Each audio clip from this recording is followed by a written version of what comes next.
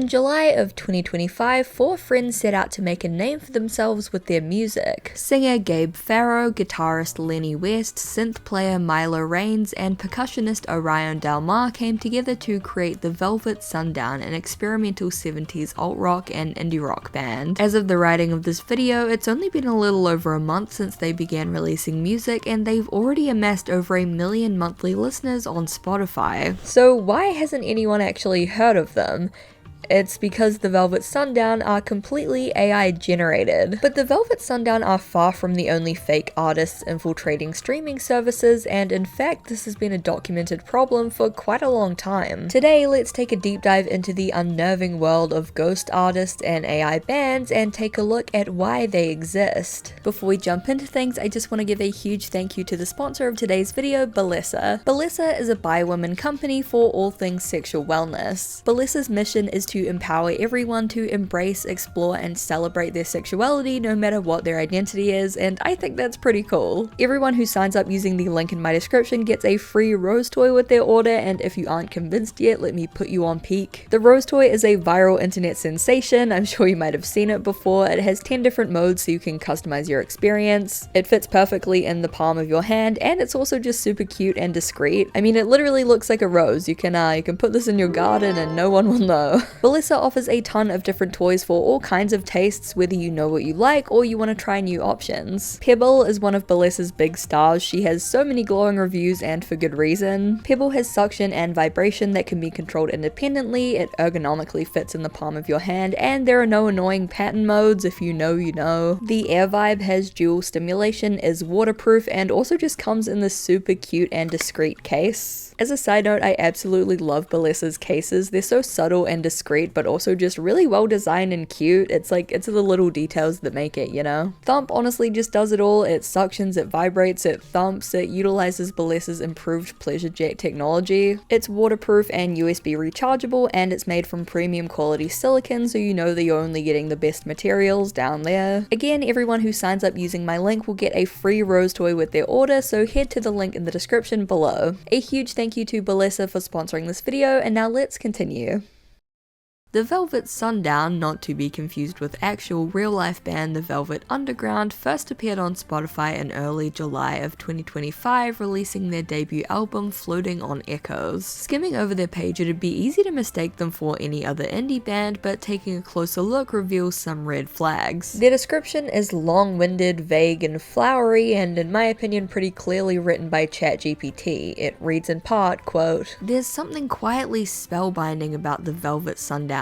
You don't just listen to them, you drift into them. Their music doesn't shout for your attention, it seeps in slowly like a scent that suddenly takes you back somewhere you didn't expect." Their debut album, Floating on Echoes, doesn't aim to be flashy or loud, it's patient and understated. The lyrics drift through themes like escape, inner calm, and a kind of hazy spirituality like a half-remembered post-war dream from the 70s. There aren't really any standout singles here, just songs that feel like intimate conversations with yourself. The Velvet Sundown aren't trying to revive the past, they're rewriting it. They sound like the memory of a time that never actually happened, but somehow they make it feel real. The description includes links for the band's Twitter and Instagram accounts, though both are mostly devoid of posts and only have a handful of followers. There is one post on their social media, but we'll put a pin in that for now and come back to it shortly. The band's profile picture depicts 4 men staring into the camera, bathed in warm orange lighting. While it does have a few subtle tells of being an AI generated image, like the lighting and shadows being way too smooth and the overall slightly uncanny feel, it's otherwise a very convincing image. However, when compared to the image in their About section, we can notice a lot of inconsistencies between the two images. The man in the back's hair becomes darker and his rounder face shape is suddenly super defined and square shaped. The blonde guy honestly just looks like an entirely different person, not to mention a bunch of differences in the color and style of all of their outfits. But these are far from the biggest red flags. After just 2 weeks, they had amassed over 300,000 monthly listeners, and now, as of the start of July, they have over 600,000, a staggering amount for a band that's only existed for about 30 days. Okay, never mind, it's been a couple of days since I wrote that last line, and they now have over 1 million monthly listeners. Holy shit. I'm assuming a lot of these extra monthly listeners are people tuning in since they've seen news coverage of this band, but still,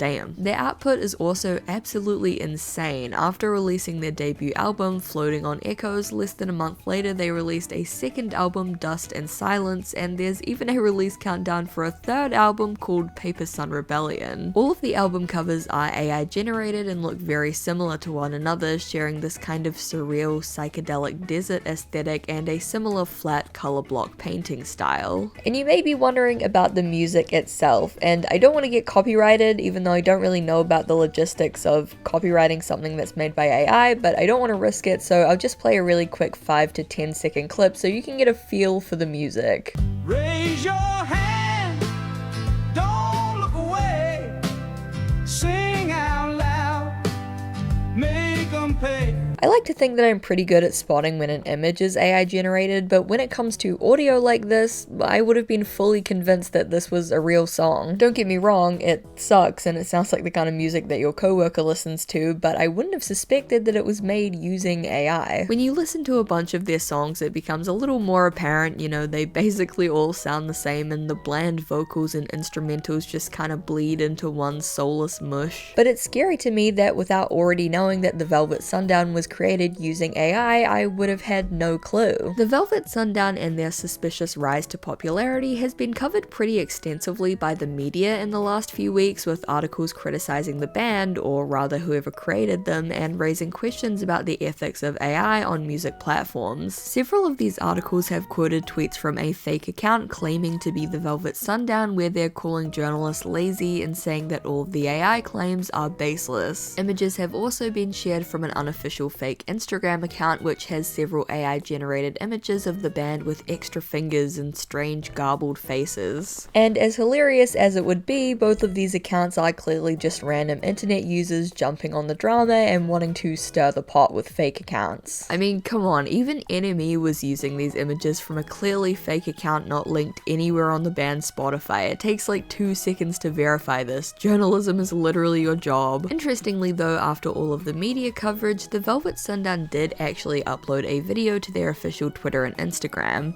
Are you sure we're not real? Or did you just stream the dream again? Paper Sun Rebellion, 14th July. The caption read, quote, "They said we're not real, maybe you aren't either. Paper Sun Rebellion, pre-save before it fades." It seems like the Velvet Sundown, or rather whoever's behind the account, is fully leaning into the AI thing at this point, probably because there's no way that they can weasel their way out of the accusations at this point. And while the Velvet Sundown are getting a lot of press at the moment, they are far from the only AI generated band on Spotify. There are countless nonsensical, bizarre fake artists and bands infiltrating the site, and once you learn how to identify them, you'll fall down an endless rabbit hole. So how do you identify them, you may be asking, and here are a couple things that I was specifically looking for. A ton of different albums and EPs coming out within the span of a year or a few months, strange, garbled, nonsensical song titles and album names, AI imagery used for every single piece of cover art and band art, a complete lack of social media presence, and overall just the song sounding very generic and similar to one another.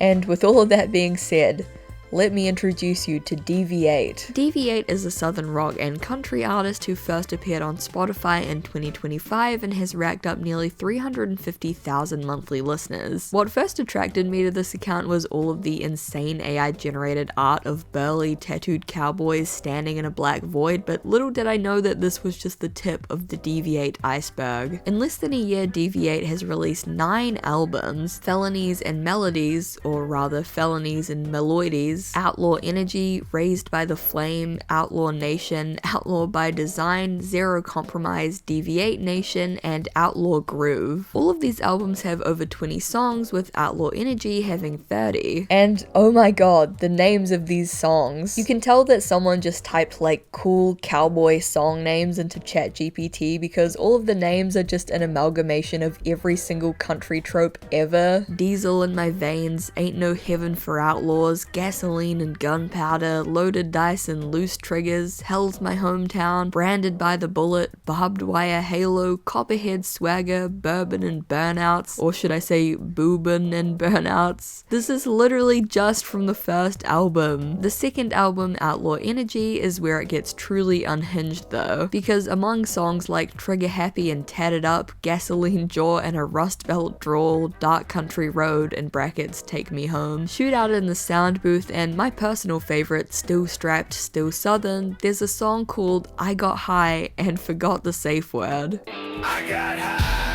and forgot the safe word. This song is, without exaggeration, one of the worst things I've ever heard, and every time I listen to it, I lose my mind. The lyrics of the chorus are, I got high and forgot the safe word, lipstick on my neck smelling like strong, room spinning, rope on the bedpost, memories dead, but I made a toast.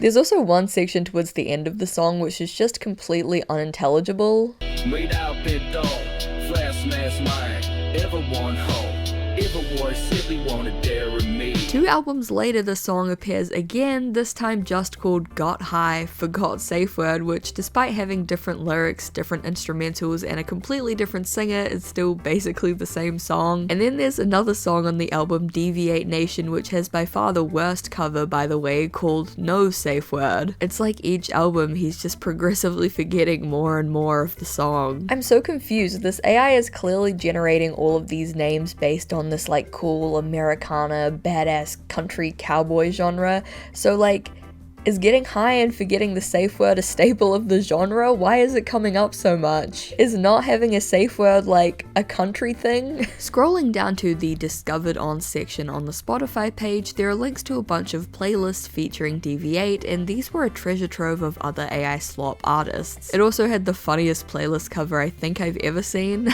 Through these playlists, I found artists like Tennessee Reaper, who started making music in 2025 and already has 4 albums and over 70,000 monthly listeners with songs like The Plugs Calling, Vibe Engineer, Built Like a Bitch, Loner Stoner, and perhaps his magnum opus, Clueless Horny Hoes. I'm tired of these clueless horny hoes scrolling through my feed with their filters on pose. Very excited to have plundered deep enough into the rabbit hole to have found the sad boy stoner incel skeleton side of Spotify. Very cool. Deshaun Williams is another artist who features heavily on these playlists, and with songs like Damn It Bobby, Mama Ain't Raised No Bitch, Seuss Gone Savage, Trippin' with the Griffins, Hey Siri, Booty in the Bayou, and more. It's clear whoever is behind the account is trying to tap into this chronically online brain rot TikTokable soundbite genre. Deshaun Montel Williams is credited as the composer and lyricist in every song, even though one of the songs is pretty clearly sung by a woman, and someone called Aldrolix is credited as a producer, though no information online can be found about him. Despite the terrible, cringy attempt at lit epic funny meme rap and all of the red flags, the account still has over 130,000 monthly listeners. The Devil Inside is a dark country band with over 600,000 monthly listeners and was actually covered on an episode of John Oliver's Last Week Tonight titled AI Slop.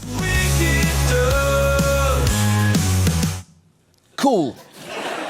The band has released 15 albums since 2024, and much like DV8, their song titles are all a mush of meaningless badass country cowboy keywords. Cattle, cash, and corpses, bury me with my boots on, no gods, no guns, you get the idea. Their biggest song, Bones in the River, has well over 1.5 million streams, with several other songs nearing the 1 mil mark. In a post on r/country music stuff, one user made a post on the band writing, quote, I can't find out anything about them. They have a Facebook page with a few pictures, and when I listen to their albums on Amazon, I see a writing credit as Tomasi Laszlo. I can't find much on him either. Is this an AI band? If so, it's freaking scary because the 4 albums that have been released just this year are pretty decent. A discussion soon followed in the comments, quote, so fucking disappointing it's AI. I honestly loved Outlaw's Lament. Should have guessed earlier since Rust was rhymed with itself and the guys in the Spotify bio look the exact same as each other along with that artificial look. look. It seemed they tried to obviously cover up it was AI, but it is sad how good the songs are. AI is ruining all different kinds of music. I think Tennessee Whiskey kicks ass. This post is filled with people who had been regularly listening to The Devil Inside under the assumption that it was a regular band like any other, and it really goes to show how easy it is for people to fall prey to this AI slop. Most people aren't religiously checking each artist's profile to see if they've released too many albums in the last year, or if their cover art looks a little AI generated. The large majority of people are just casually listening to a bunch of different songs on a bunch of different playlists without really clicking onto profiles at all. If I heard one of these songs amongst a bunch of other real songs in a playlist, I wouldn't suspect a thing. The biggest AI account I found during my research is called This with over 1 million monthly listeners. Interestingly, this was the only artist profile I could find that openly admitted to the use of AI. Quote, This is a dark country project rising in the scene with gritty melodies, outlaw storytelling, and a dark cinematic tone. While trying to draw the line between light and darkness, his music blends dark country, blues, and rock, capturing themes of isolation, redemption, and the darker side of life. Harnessing the creative power of AI as part of his artistic process, This brings a bold new edge to the genre while staying true to its raw storytelling roots. This open embrace of AI is evident in This' social media, which is filled with weird AI engagement bait reels aimed at, I don't know, the cowboy demographic. POV, you just started your outlaw arc. POV, you just hit play on your outlaw arc. I just want to quit my job and become a cowboy with bro. This is so Brokeback Mountain coded. POV, you found the kind of music you've been looking for. Despite the million-plus Spotify listeners, This' Instagram and Facebook page remain dead, with each post only getting a handful of likes. I could go on and on with examples. Once you find one AI artist, you can find hundreds more through shared playlists and related artists. Even aside from the bigger AI artists, there are hundreds, even thousands of smaller accounts flooding the service. Accounts like Sophia Pitcher, Jefferson Peterson, Alvaro Cantu, Edward Hurley, and more. So at this point, it's clear that Deshaun Williams, DV8, Gabe Farrow, Lenny West, Milo Raines, and Orion Del Mar, among others, are not real people. But this begs the question, who or what is behind all of these AI slop artists? And, well, that's where things get a little conspiratorial. One of the most popular theories suggests that Spotify is creating fake artists en masse and pumping them into people's playlists in order to inflate streaming numbers while not having to pay a cent to real artists. And though this theory seems pretty outlandish, when you take a look at the backlash that Spotify has faced over the years for severely underpaying artists, you can kind of see where this distrust comes from. Despite making over $10 billion in profit in 2024, the average artist earns about 3 cents per stream, which even for popular artists can basically amount to pocket change. This theory isn't new either. It's been around since at least 2016, long before AI was even involved. In 2016, the music industry news site Music Business Worldwide wrote an article titled "Spotify is making its own records and putting them on playlists." The article alleged that a bunch of those chill ambient lo-fi coffee shop jazz songs you see all over Spotify were actually commissioned by the company themselves. They had paid musicians a flat rate to create the song but retained rights to the master copyright, meaning that they could put it on their platform and earn 100% of the profits without paying any royalties. These songs were regularly getting over 500,000 streams, and in one case even over 1 million. Music Business Worldwide reported that these tracks were credited to fake names, though they had multiple quote-unquote cast iron sources who had been involved with the process and blew the whistle. A year later, the far more high-profile Vulture magazine wrote a similar article claiming that Spotify was paying producers to make them music and listing it under fake names, writing that Spotify, quote, tricks listeners into thinking the artists actually exist and limits the opportunities for real music makers to make money. Spotify vehemently denied these claims, with a spokesperson writing, quote, we do not and have never created fake artists and put them on Spotify playlists. Categorically untrue, full stop. We pay royalties, sound and publishing for all tracks on Spotify and for everything we playlist. We do not own rights, we're not a label, all our music is licensed from rights holders and we pay them, we don't pay ourselves. This response incensed Music Business Worldwide, who published another article with even more damning accusations. They published a list of names of artists who weren't real, supplied by an anonymous source who claimed to have worked with Spotify. Indeed, none of the names could be traced back to any real people, and all of their total streams combined racked up to over 520 million. While all of this was going down, a writer called Liz Pelly, who had begun reporting on music and streaming services, was contacted by an anonymous source who claimed that some of Spotify's most popular playlists were filled with fake artists, also known as ghost artists. She published an article about it in the Baffler in 2017, but this was far from the end of her research. Years later, in 2024, she would drop a bombshell article titled Ghosts in the Machine, which blew the whistle on something called perfect fit content. Pelly wrote in this article, quote, "I spoke with former employees, reviewed internal Spotify records and company Slack messages, and interviewed and corresponded with numerous musicians. What I uncovered was an elaborate internal program. Spotify, I discovered, not only has partnerships with a web of production companies, which, as one former employee put it, provide Spotify with music we benefited from financially, but also a team of employees working to seed these tracks on playlists across the platform. In doing so, they are effectively working to grow the percentage of total streams of music that is cheaper for the platform. The program's name, Perfect Fit Content, or PFC. Keep in mind that as far as this video is concerned, everything in Liz Pelly's article is speculation.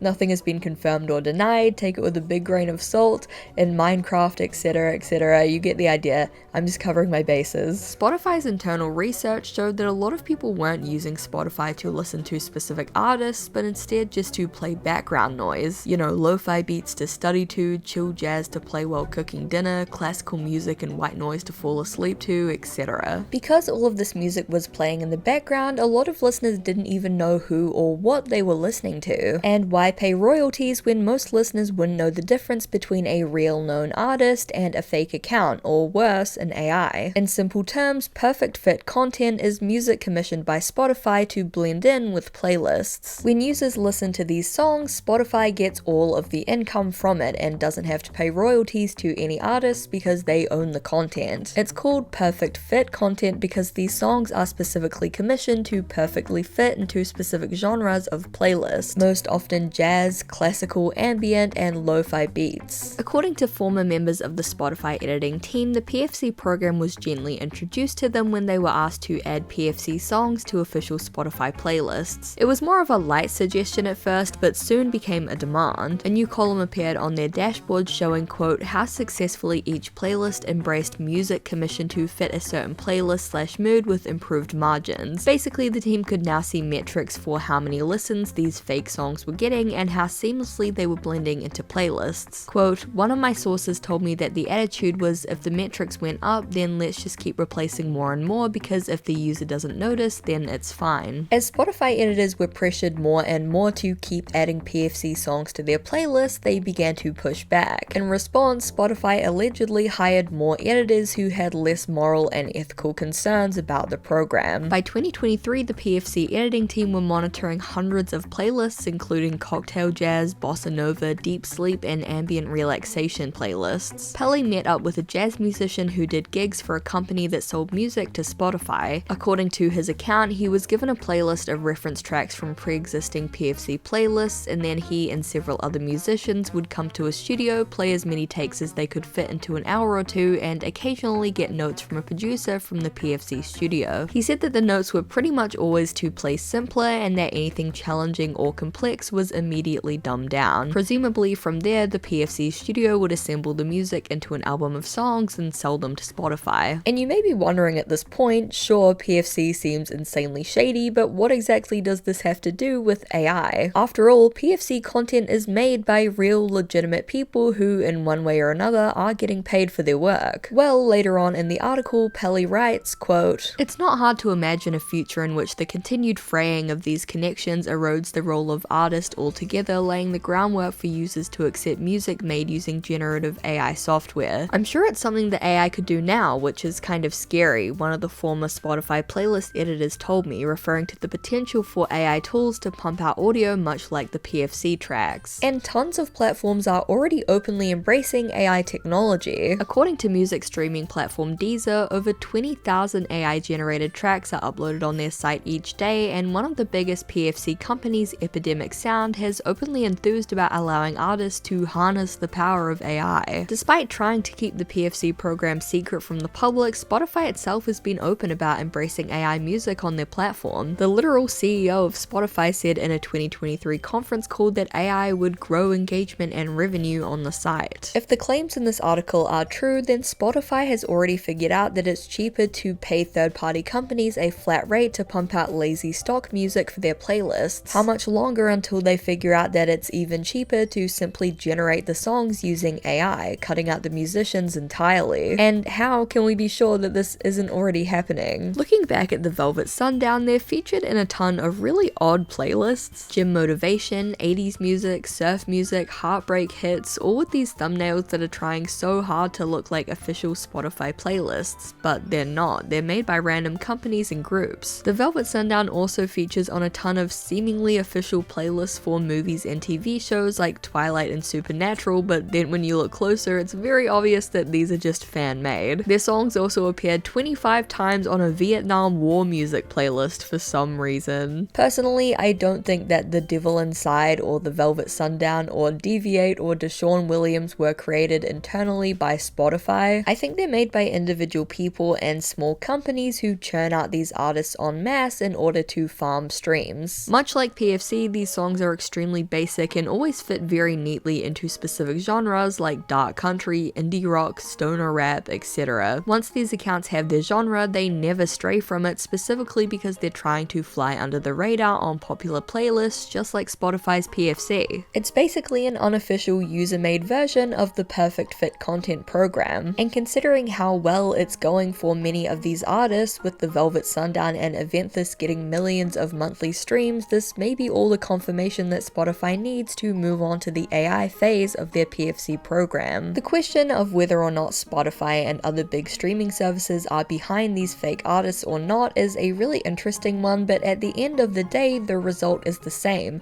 Artists suffer. The gig artists performing soulless loops for third-party PFC providers for a flat rate miss out on royalties, and real indie artists are pushed further and further down the algorithm, replaced by lazy, pandering slot music. There's nothing wrong with listening to music in the background, I literally do it all the time, but uncritically consuming and relegating all music to just vibey, generic background music is contributing to the devaluing of artists by these big streaming services. It's already so hard for artists to get a foothold in the industry, to get heard by listeners, to gain even a small following, and the thousands of AI artists coming in and gaining millions of monthly listeners makes it even harder. These platforms are meant to support and uplift artists, and yet they're happy to sacrifice the very artists that make their platform in order to maximize profit. And look, it's like a multi-billion-dollar company. Are we surprised? No, but that doesn't make it any less shitty. During my research for this video, I came across several Reddit threads discussing AI artists and the PFC program, and the overwhelming response was disgust and anger. Listeners felt betrayed that they had been listening to music specifically engineered to fit neatly into generic vibe playlists to trick listeners and maximize profits. They also felt disgusted and shocked that they had been listening to completely fake artists and music that was created using AI for weeks, even months at a time, without knowing. You also have to wonder what the effect of listening to hours upon hours of generic soulless mush created by computers is doing to our brains on like a primal level. Someone that you know and love could be listening to DV8 on a regular basis. Just think about that. The rise of bands like Eventhus, The Devil Inside, and The Velvet Sundown are a worrying sign of things to come as AI-generated content becomes more and more common in our everyday lives. All we as individuals can do is support the amazing, talented, creative human artists out there that are making music every day, rather than, you know, like Tennessee whiskey. Thank you so much for watching. I really hope that you enjoyed that video topic. If you have any other suggestions for videos, definitely let me know down in the comments. I've had a few people suggesting different like ARGs recently, so I'm having a look at those because I love me an ARG, and none of the ones I've looked at recently have really caught my attention, but you guys have some great suggestions. So yeah, if you have anything like that, any other internet topics, anything going on that you think is interesting and weird and wild, definitely let me know. I made a community post about this, but again, I want to apologize for the kind of up and down upload schedule. I'm moving at the moment, moving countries actually, so it's pretty hectic, and I'm trying to get as much filmed here with this backdrop before I move out and have to film in front of like a blank wall and a bunch of boxes. So yeah, hopefully that'll be okay, and I apologize for maybe some gaps in my upload schedule, but hopefully once we move, once we get settled, it should be all back to normal. I appreciate you guys. Thank you always for the support. I love doing this, and you guys you guys helped me do it, so thank you so much, and I really hope to see you in the next one. Bye! A huge thank you to my Garfield overlords over on Patreon: Booskaboo, Nameless Goulet, Mazapan Eating Duck, Leopold the Rabbit, Tony Terrors, Woljix, Sophie Jane Dewberry, Eminem, Usurpius, Trouser Mouse, Ocean Gremlin, Prize from Traveling Tavern, Meridia, Bunzo, Blogbag, Zoe Mars, Eden Cassidy, Kia J. Parker, Hazy, Jet Secret, Stanley, Blue Wolf, Katrina Likes 5e Stuff, Michelle Olsen, Matt LRJ, A Riddle Wrapped in an Enigma Hidden by a Question Mark, Doug, Dana Homegardener, Simon, Xavier Araujo, Say Marie Brayley, Helm Hamburger Hand, Dozo Blint, Sheriff Whiskey, Astrium Vortex, and Jesse Chisholm. Thank you guys so much for supporting me. It means the world. If you want to join these guys over on Patreon, the link will be in the description. And yeah, thank you so much, and I hope to see you in the next one. Bye!